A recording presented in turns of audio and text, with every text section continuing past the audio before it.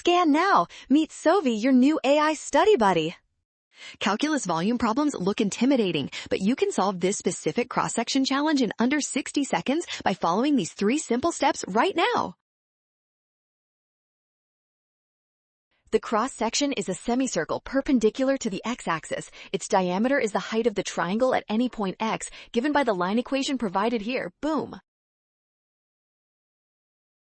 The area of a semicircle is 1/2 pi times radius squared. We integrate this area function from 0 to 16 to find the total volume of the solid. Let's go! Evaluating the integral, we find the volume is 24 pi. This matches approximately 75.4, which corresponds to our first option. You got this! That is the answer. Nailed it! Scan the code. You can learn better with Sovi. Avoid missing the radius or forgetting pi. Always apply area formulas and check your bounds.